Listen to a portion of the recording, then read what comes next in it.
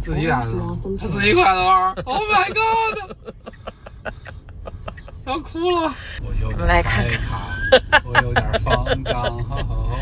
，Oh my god！I love you。不管你是正准备换车，还是你已经是一个特斯拉的车主，这个视频呢都是为你准备的。我们今天会告诉大家特斯拉 Model Y 吸引我们购买它的10大理由，也会吐槽它的10个缺点。我们会分享18个超实用特斯拉车主必买的配件，以及12个只有车主才知道的小秘密。有一个呢还是我们的血泪经验。看完今天的视频，我保证你会对特斯拉 Model Y 有一个更清晰的认识。特斯拉 Model Y 的优点呢，绝不只有10个，但是影响我们决定购买它的原因呢，我们列举了10个，按照它的重要程度给它进行了排名。其中最重要的那个原因呢，我们放在最后再说，相信你绝对猜不到。首先呢，特斯拉 Model Y 呢，它是一个电车，所以它更加的环保，并且呢，它也没有尾气。因为它没有尾气又没有发动机的原因，所以我们把它放在车库里呢，就更加的干净、整洁，没有气味，并且呢，温度也不会特别的高，对，特别放心，别人把发动机偷走。所以，如果你买了特斯拉 Model Y 呢，你就可以对外宣布说，我们家现在没有车了，我们家只有一个可以带着全家到处移动的家用电器啊。美国政府呢，为了鼓励大家把车换成这个家用电器呢，也给了我们大家最多$7500的税收抵免。也就是说，如果你在2023年12月31日之前购买这个车呢，你在明年报税的时候可以少交$7500的这个税。所以呢，这么算下来也是非常划算的。它的驾驶体验非常的爽。传统的油车加速需要发动机达到一定的转速呢，才能发挥它的最大动力。但是电车呢，没有这个限制，它可以随时的释放最大的动力。它没有换挡的概念，起步或者超车的时候呢，嗖一下就出去了，有一种指哪打哪的快感。绿灯一亮，你的特斯拉都快超速了，你身后那些油车呢，还在咔咔换挡呢。而且传统的油车加速时能够明显的听到发动机在怒吼，但是电车就是能默默的超过所有嗷嗷叫的油车，给他们看到你的背影。人狠话不多，而且 Model Y 作为一辆 SUV， 它的操控性又非常的好，感觉很灵活。你看它又快又安静又灵活，甚至会让你产生一种你已经穿越到未来的感觉。它的驾驶体验好到你有事没事都想开着它出门转2圈，单纯的就是为了体验驾驶的乐趣而去驾驶，爽。特斯拉 Model Y 呢，作为电车，它的保修期还是非常的长的。它的电池和它的驱动单元呢，都保8年或者是12万英里之内都是 OK 的，所以还是比较安心的。这款车开起来呢，也会更加的安全。Model Y 在各种安全测试中都获得了高分或者是奖项。它的电池包位于车辆的底部，重心非常的低，也减少了翻车的风险。没有了传统的发动机，它的前部呢提供了额外的碰撞吸收区域，为我们提供了更好的保护。它也有非常优秀的自动驾驶和自动紧急制动、车道保持等等驾驶辅助功能，可以帮助避免碰撞或者减少碰撞的严重性。360度摄像头提供全方位的视野，帮助我们更好的了解周围的环境，让我们在行驶的过程当中呢更加的安心。作为电车呢，它在家就可以充电，所以呢，我们就不用特别的跑去加油站去排长队加油了。不但节省了钱呢，更加节省了时间。我觉得主要不光是省了电。等，你要是去加油站加油的话，你算上来回路上的时间，再加上在加油站排队的时间，平均下来怎么也得半个小时左右。那一年有52个星期，算下来呢就26个小时都在加油站。数学这么好。提前算了，26个小时都在这个加油站度过啊！就拿这点时间看看我们的视频不好吗？油腻。关于这个在家充电，我用什么充电桩比较好？充到多少电才能对电池比较好保养？到底应不应该在家充电？等等，这关于充电的问题呢，我们会在节目的后面呢跟大家具体的来聊一下这个事情。这款车的娱乐性能呢，其实非常强大的。它中间有一个很大的平板电脑，那又可以看电视，又可以听音乐，又可以玩游戏。这个车呢，非常夸张的，甚至装了15个扬声器。对，我一开始觉得没什么用，但直到有一天我深刻的体验了一次，我觉得还是非常厉害的。就是有一天外面下雨了，然后我们一块儿去逛超市，老蒙一个人进的超市呢，我就坐在车里。家庭地位不怎么样。哎，对，我就坐在车里等他，然后这时候我就把 iPad 打开了，然后看了一些娱乐节目，质量非常高啊，那就来自于加盟小厨房。好嘞。我当时就觉得，哎，这东西好像是有那么点用，就一下就觉得在等人的过程中就不那么无聊了，因为你拿着小手机去刷和看着那么一个大屏幕的话，是感觉是真的完全不一样的。其次呢，就是刚才老蒙说的它这个音响，我是觉得它是非常非常棒的。如果你家里边没有一套特别高级的音响的话呢，你完全可以把这辆车当成你的这个移动影音室。移动影音室。而且我这里呢，强烈建议大家开着这个特斯拉到一个风景非常优美的地方，然后把车一停，把音乐一放，然后你坐在车里去享受一个黄昏，一个日落。那个时候你可能就知道你买这辆车的真正的意义所在了，真的。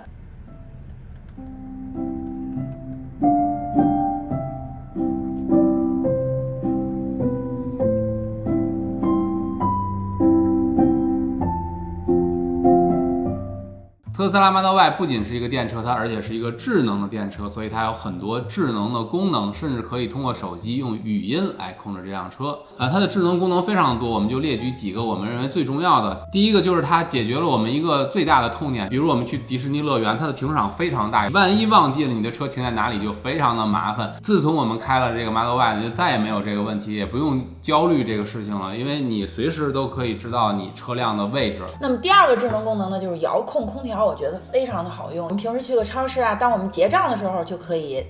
用这个手机控制车的空调，甚至可以用语音啊、快捷方式啊都可以。对，就让这个车的空调就已经开启了。这样呢，我们走到车里的时候呢，基本上这车居然是凉爽，温度就降下来了，非常非常的舒爽。第三点呢，我觉得也非常的爽，就是我自从有了特斯拉 Model Y 之后，就再也没有钥匙的问题了，它完全用手机连蓝牙就可以控制这辆车。我离这车远了，车自动锁；我离车近了呢，车锁自动打开，我连手机都不用掏出来，就是这么科幻。对，我觉得它是一个非常符合现代人的这么一个产品。当然，你如果把手机丢了的话，就损失更惨重了，连车都没了。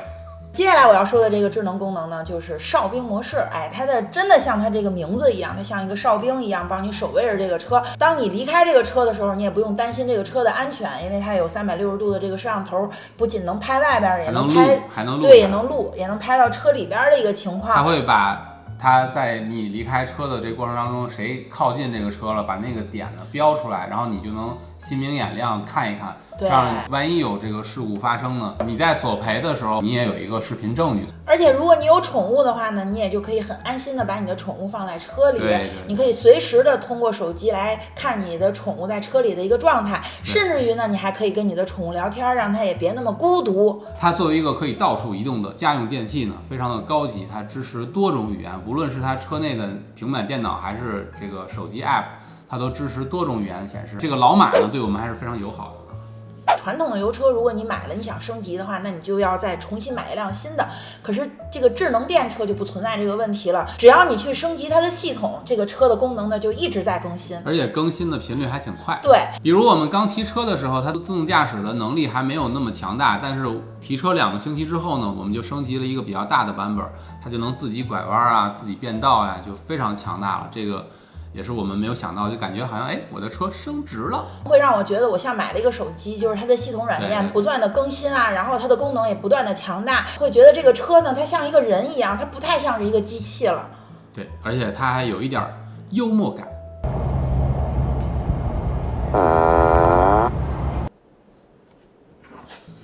那么影响我们购买特斯拉最重要的3个原因呢，我们现在开始说一下。第3名呢，就是它的储物空间超级的大，因为它是个电车嘛，所以它没有发动机，也就是它省下这个空间。它不但有后备箱，还有一个非常大的前备箱，而且它后备箱的这个后排座椅呢，放倒了之后就超大无比，可以变成一个货车，可以说是，我们去宜家买一些大的家具啊，再也不用发愁，你自己就可以拉回家。这个空间大到甚至可以上面睡人都没有问题，所以我们也可以用它来露营。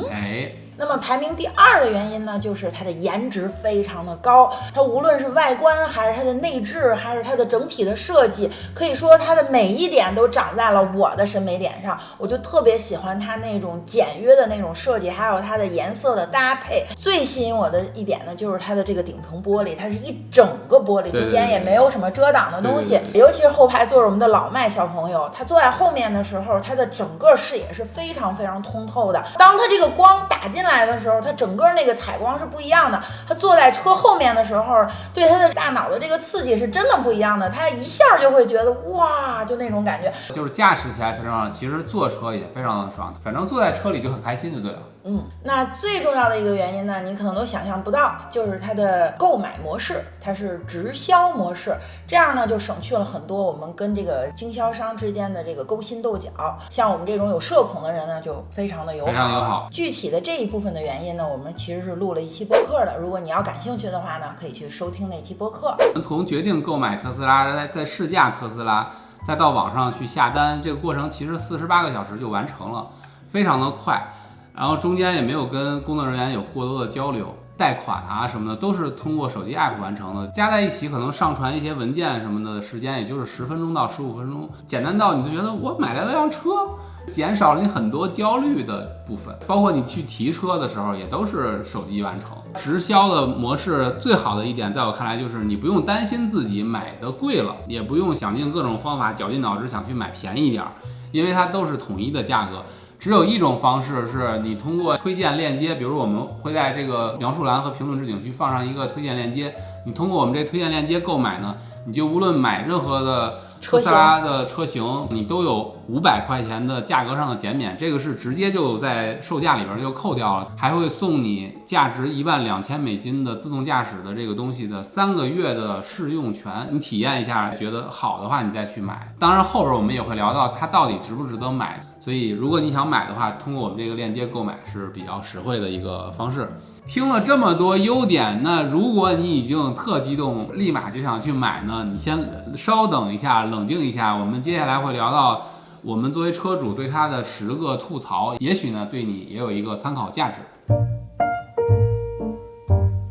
说到底呢，电车也算是一个相对来讲新兴的事物，所以充电桩的数量呢远远没有加油站那么普及，充电的这个速度呢也没有加油那么快。所以呢，出远门的话可能会不太方便。对，我觉得就是日常通勤呢，你在家里充电就没有这个问题。对，但是如果你要 road trip 的话呢，你就要拿出额外的时间来去充电，并且你还要额外的去设计一些这个路线，对，所以相对来讲呢就没有那么的丝滑。但我觉得还好啦，他不让我说。因为它 Supercharge 的时间其实是非常快的，而且基本上都是设置在比如有饭店或可以逛街的地方，而且你开2-3个小时差不多也就该休息休息了。像我们带着孩子出去 road trip， 我们不可能一下开5-6个小时就下去了，所以我们就得2-3个小时找一地方让孩子也活动活动休息休息，正好这个电就充的差不多了。所以我是真心觉得这对我们来讲其实不是个问题。不要听他尬吹，冷静。第二点呢，就是它的交车速度没有油车那么快。像我们在佛州，大概从下单到我们提车用了3个星期的时间，虽然已经比去年快很多了，但是相对来讲还是有点慢的。但是在美国呢，不同的州情况都不一样。像加州呢，就是提车速度是非常快的，1星期之内就能交车，3-4天就能把车提到。而且我觉得这个随着产能的提升，可能以后这个就不是一个问题了。对，不是一个问题。它现在德州的那个工厂还是很牛的。另外一个缺点就是特斯拉的维修成本相对来讲要高一些。它的配件就只能用特斯拉的，它也没有其他的通用配件。如果你撞了的话，就只能找特斯拉，所以修起来的成本高，而且你要排队，就是它等待的这个时间成本也高。不如你看你要开个油车，你随便路边都能找到修车铺去修这个车，就更加的方便，对吧？但其实我个人呢，并不是这个观点，就我不是故意来唱反调的，因为毕竟前面10年我们都在开油车，车也坏过，每次坏了以后，你不可能找一家修车铺就能定下来，我就在这儿修，然后多少钱，都要货比三家，你都要货比三家。其实就跟我们之前刚刚说的买车是一个道理，你是担心你被骗，或者是你就是上当了，或者是对方手艺其实不是那么好，对，所以把你车反而给修坏了。是的，所以你要花额外的时间去确定这件事儿。我举个最简单的例子，就之前我们的车门出了问题，我们问了3家修车铺，第1家要2000，第2家要300，第3家直接告诉我们说不能修。但结果呢，老蒙呢他在网上买了一个配件，我们花60块钱就把它给修好了。所以我想说的是什么呢？一定要找一个好的老公。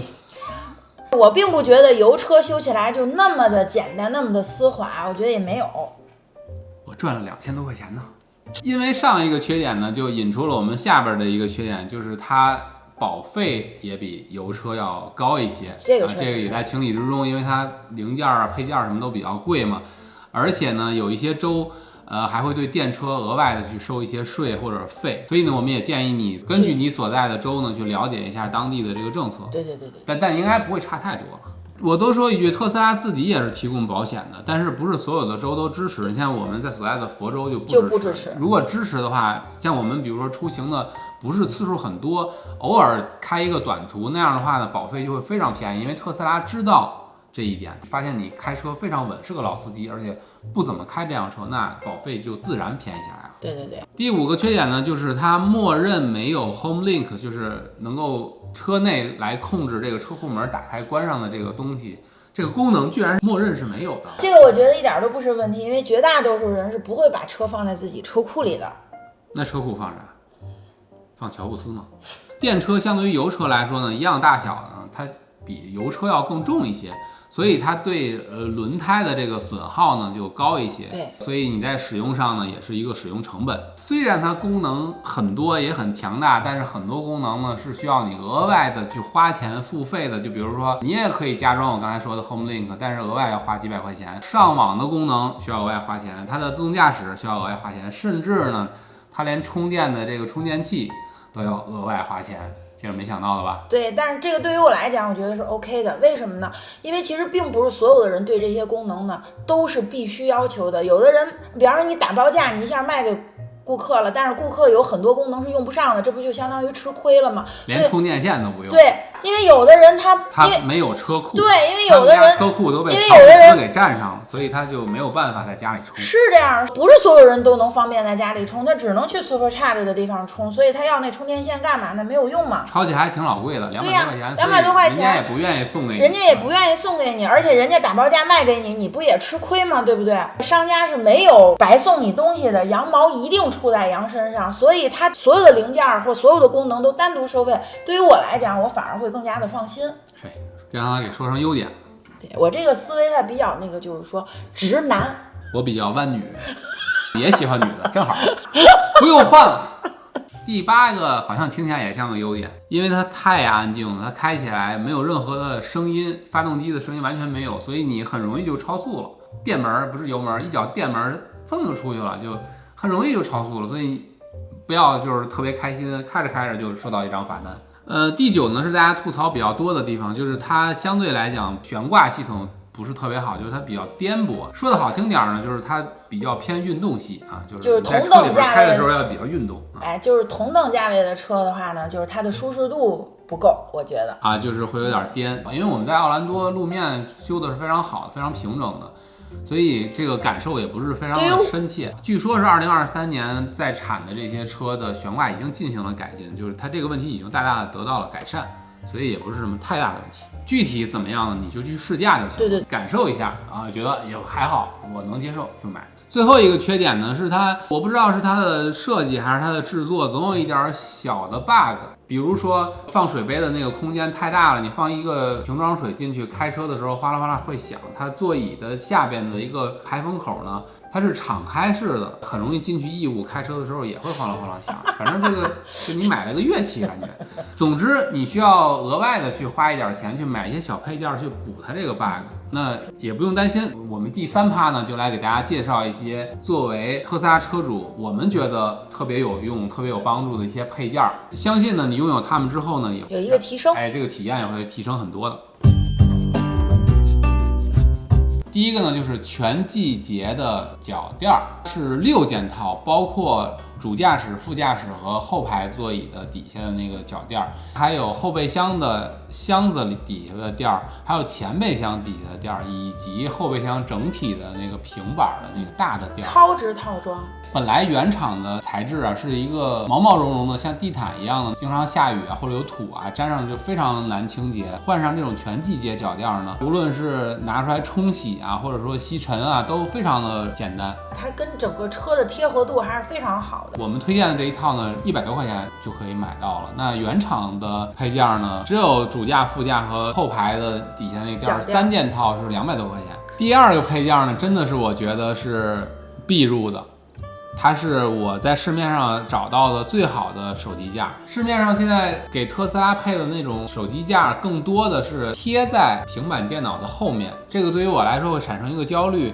粘贴的这个到底牢不牢呀？会不会用一用一晒它就掉了呀？或者把手机摔下来啊？要不然手机坏，要不然平板坏啊？会有这样的焦虑。那我现在选的这款就非常的好，安装的方式非常简单，一插一别就卡住了。特斯拉 Model Y 这一排出风口的地方全都可以别，装手机的那个吸力也非常的大，它是磁吸的，可以平着放倒，也可以立起来，而且角度也是可以调的，所以怎么用都非常的好用。边上的这个设计，我不知道为什么它会多出那么一个别东西的地方，正好可以用来别车库的遥控器，反正我是用来别这个，当然你也可以用来别什么香薰剂什么的，都可以这么一装，我就觉得太合适了，一下完美。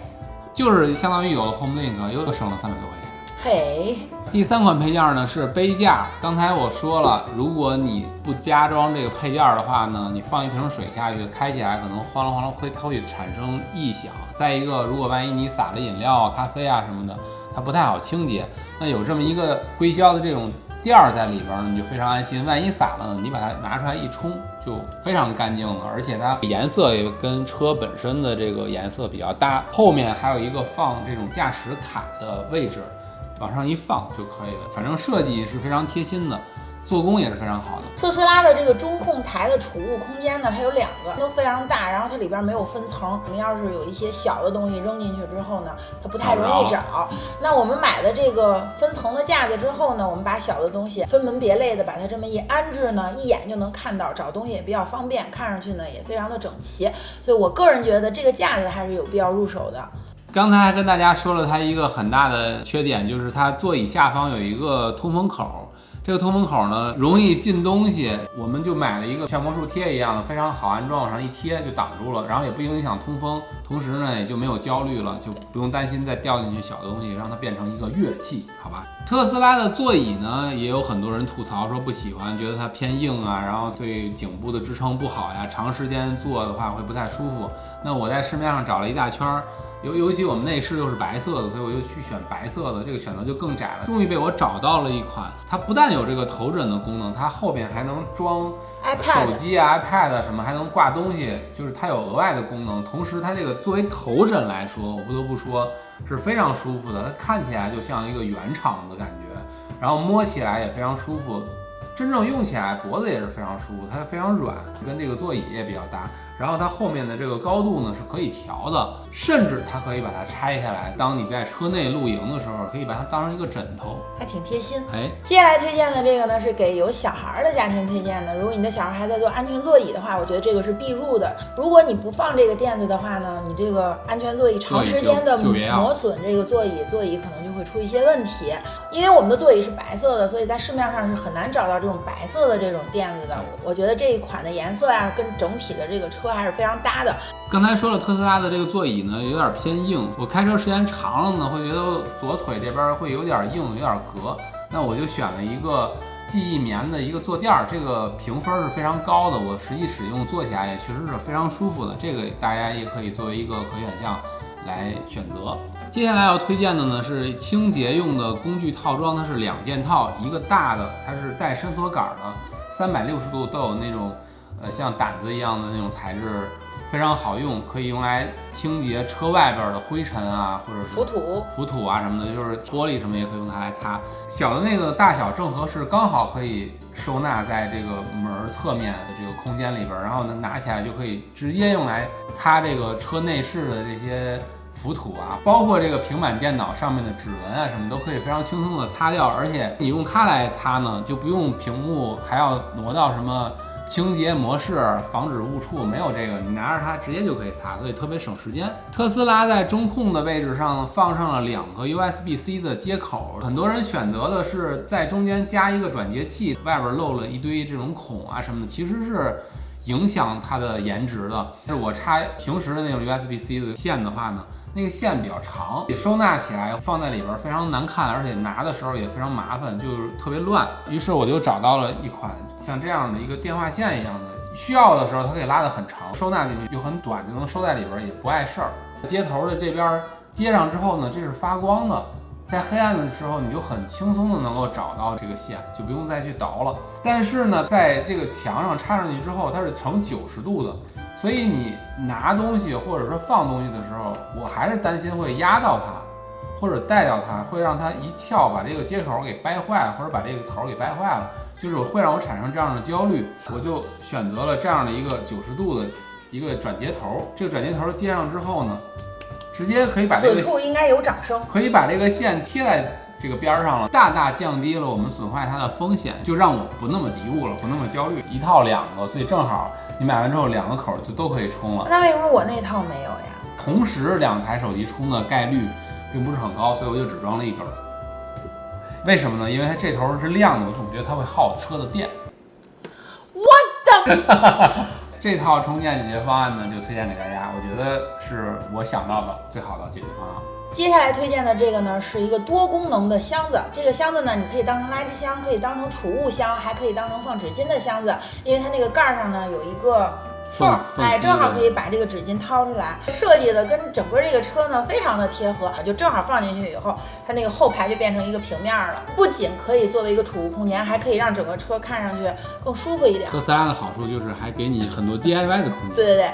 这个我是非常推荐的。特斯拉的座椅啊和它这个车体中间是有一个很大的空间的，所以如果呢你像我们一样买一个这样的储物盒呢，可以把不经常使用的东西你全部都收纳在这个盒底下，然后放在座椅底下是完全看不到的。放什么纸巾啊、水呀、洗手液呀我都是放在这个底下，还有包括雨伞呀什么的。这样的话呢，拿的也非常的方便，整个车面就会显得非常的干净整洁。这个牌照套呢，这样就是可选项了。我之所以推荐呢，是因为我觉得它真的非常的好看。它是一个卡通形象迪士尼，因为我们住在奥兰多嘛，就比较搭。它正好又是个黑白色的，这个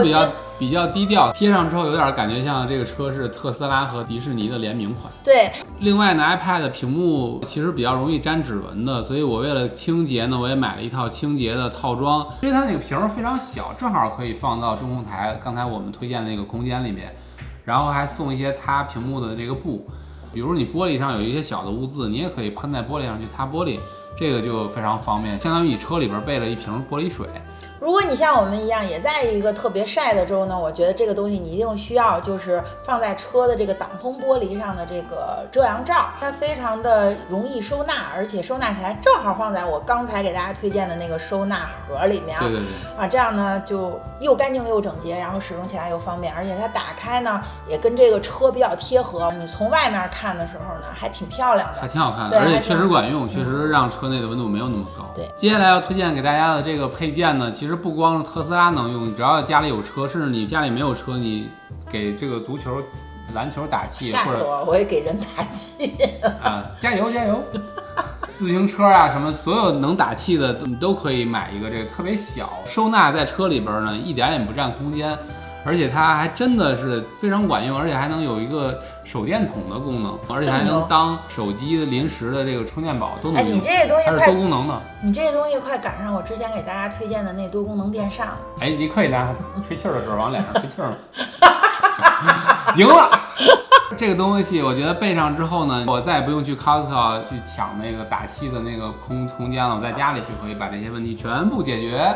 非常的高效体面。好厉害啊！这个特斯拉的后备箱设计呢，它有一个小小的缺陷，在我看来，它两边有一个空间，就像2个深洞一样，它里面的材质也是那种毛毡的，所以进了灰尘啊或土啊或一些小毛东西，你是不好清洁的。那如果你用了我们推荐的这2个储物的箱子呢，你放进去以后，第一呢就肯定是好清洁了，第二呢是它这个箱子它本身又带一个盖子，这样你这个箱子里放的东西呢也就比较干净整洁，而且它加上这个盖子以后呢，它跟后面的这个大的这个盖子就变成一个整体了，这样的话呢也增加了它的储物空间，那个角上你也就不会被浪费掉，它看上去呢也会更加的美观。所以我觉得我们今天给大家推荐的这些东西都是又实用又好看，然后又跟这个车贴合度特别高的，所以如果你要是有需求的话呢，就不要犹豫。我们一般买了那种在家充电的那种充电包的套装呢，它里边会默认送你2个这个接头，一个是可以插在普通的插座上的，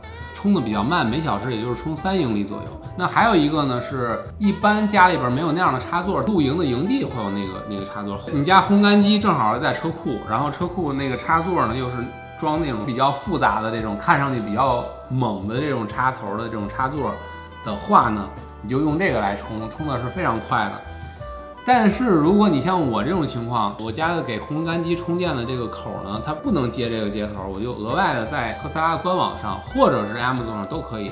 买一个官方原厂的这个接头，插上之后的效果是每小时能够充到21英里。如果你又想在家充，然后你每天消耗又比较大的话，这个就是比较好的选择。接下来呢，就是第4趴，我们作为特斯拉车主才会知道的一些小秘密，以及一个我们自己的一个血泪经验的分享。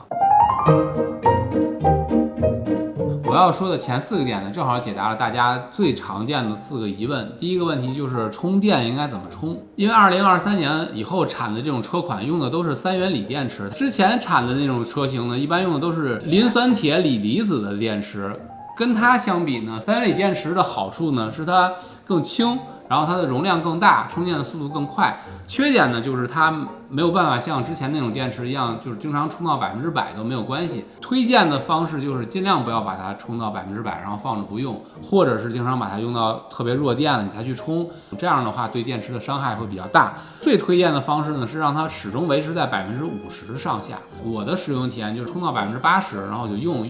到40%左右，我又去充，这个对于我们的电池健康呢就是非常好的。第二一点呢是要不要装强势充电桩？简单回答就是不要，除非你有特别重度的使用这个车，每天都要去大量的消耗，否则你根本用不到这个充电桩。而且充电桩又贵，400多块钱，你还要额外花钱去装什么的，就可能1000多2000了。我的体验是像我说的，用110伏的那种普通的充电就够了。如果不够的话，像我刚才说的，买一个那样的配件，一晚上也绝对能充50%-60%都有了，所以也足够了。第3个问题问的人也比较多，就是自动驾驶到底要不要花钱去买？我的建议也是不要买，因为它现在的价格我觉得还是挺贵的。前段时间我们提车的时候是15000，后来降价降到12000，我依然觉得是血亏的，因为我实际体验其实我是用不太到。就像我说的，我觉得它的驾驶体验已经足够好了，我甚至可以为了去开车。在这种情况下，我觉得我要再花钱让它自动驾驶，我就剥夺了我一个乐趣，然后我花那么多钱，我就觉得完全不值。除了买之外，你还可以租$199可以租1个月，就相当于200块钱你雇一个司机，我觉得1年也就2000多块钱。那你如果12000的话，你自己算算，对吧？所以我就觉得那我还不如去租。像我刚才说的，用我们给你的推荐链接呢，它是直接除了减500块钱的车款之外呢，它还会送你3个月的自动驾驶的试用权，你可以免费的试用3个月。所以你用下来呢，你自然就找到你自己的答案了，我到底需不需要买它或者租它，你就找到了。第4个问题呢，就是它的上网功能要不要租？就是它本来它送你的一些是导航啊，这些都是送你，但是你要额外，比如说我要拿它听音乐、看电影，还有这个实时的哨兵模式，比如说你在很远的地方，你用手机去看你车内和车外的情况，这个是需要它的上网功能的。这个上网功能是额外需要花钱的，1个月是$9.9。如果你交年费的话是$100，平均算下来才8块多钱。我个人觉得你要是用手机热点也不是不行，但是你就老得去按，太烦了。而且有时候手机信号还不如它那个信号好，还要占你的手机流量啊什么的，就速度也不快，可能会有各种各样的问题。所以你第一年就放心大胆的把它租下去就可以了。当然，你买了新车，它一般会送你1个月，你也可以试用1个月，然后你再做决定就好了。第5点呢，是我们强烈推荐白色的内饰。就很多朋友会觉得这个特斯拉的车顶是全玻璃的，那它一定会很晒很热。那我可以告诉大家，它即使是全玻璃的，但是如果你是白色内饰的话，它也不会烫屁股。即使你用的是普通的油车，它车顶是铁皮的，而且是很厚的铁皮的哈，但是你的车座是黑色的，那我就可以坚定的告诉你，它一定烫屁股。真的是坚定。因为这是我们前后使用的对比，还是可信度非常高的，这是我真实的一个体验，所以这就是为什么我强烈推荐白色内饰，我觉得这是最好的一个防热的一个功能。其次呢，就是白色内饰真的非常的漂亮，它会让这个光打到这个座椅上，会让整个空间变得特别的通透，所以你特别的防滑。有很多人会担心白色内饰呢它不禁脏，但是我们的使用体验就是没有这个情况，我们感觉还可以。它这个白色座椅它是一种特殊的材料，脏了呀什么的是很容易擦掉的，你用那个湿纸巾就能把它擦下来。下面呢就说我们的血泪经验了。这个后备箱的后盖呢，它抬起来的高度其实是非常高的，我们一开始不知道，把它开回车库里边，然后又头朝前，它一打开呢就直接打到车库的铁门上，然后就磕掉了一小块漆。后来我才知道，它这个后备箱的高度其实是可以手动去调节的，你可以把它挪到你想要的位置，然后摁住了那个按钮之后，它就记住了这个位置，你下次再撩开的时候，它就保持在那个位置上，还是比较智能的。而且我们要提醒大家的是，这个后盖呢，不要经常的用手去压它去关它，那个按钮一按它就自己关上，或者你用手机 app 也好，还是用它的平板电脑都可以去把它关掉。如果你经常用手动这样去压它呢，据说比较容易把它搞坏，所以大家避免这种情况的发生。它的充电插头据说有可能会因为一些软件故障锁住，在这种情况下怎么把它拔掉呢？后备箱的脚上有一个拉绳一样的东西，你把它一拉，这个就机械的把它给解开了。这个是一个比较相对来讲冷一点的知识。特斯拉大家都说后排座椅的那个角度非常难受，但是其实它后座是可以调角度的，有些人其实也不知道。它后座有一个扳手，你扳住它之后往后推，往后一推呢，就能让那个座椅相对来讲就是仰着就很舒服了。其实就已经它有2个角度可以调的，这个大家要注意一点。还有就是特斯拉的头枕呢，前面2个座位头枕是固定的，是不能调的，但是后面的3个座位的头枕都是可以调，尤其是中间的那个，很多人不知道它的那个头枕是可以拉起来，然后固定住什么。它的位置也是可以调的，这一点也是要注意的。充电的那个盖儿呢，不要经常的用手去关它，因为前面那块它是其实是粘住的，你仔细看，时间长了也可能会对它造成一个影响。实际上你不管它，你把那充电头拔下来以后，过一会儿它自己就关上了，或者是你用软件啊，用手机 app 都可以把它关掉。所以也是和后备箱的那个盖儿原理是一样的，尽量不要用手去暴力的去压它。另外一点呢，它前面的引擎盖其实没有引擎啊，也不是叫引擎盖，就前面的这个盖呢，你不要去摔它，那个也容易坏。正确的关的方法呢，就是把它压到还有一条缝的时候，把双手放在它的 logo 两边，然后一边心里默念特斯拉真棒真好，然后慢慢把它压下去，它就会关上。当然后面那趴是我自己想的，但是这个压的方式是对的。你已经40多了，大哥，能正常点吗？当你了。特斯拉有一个功能叫做过热保护，它分为2级，一个是开空调的过热保护，还有一个不开空调的过热保护。我个人的体验呢是，如果你是在加州啊、佛州这种常年比较热、比较晒的地方呢，我建议你还是把它打开，因为我感觉，与其你焦虑那个电量，还不如去焦虑高温对这个元器件产生的伤害。开了之后呢，我的感觉是它也不怎么掉电，你就把空调的这个过热保护打开，它就始终维持它在100华氏度之内，让你安心，基本上就是这样。我们会把特斯拉的优惠链接以及我们今天推荐的所有产品的链接都放在评论的置顶区或者是视频的描述栏里边。非常感谢大家的观看，拜拜，拜拜。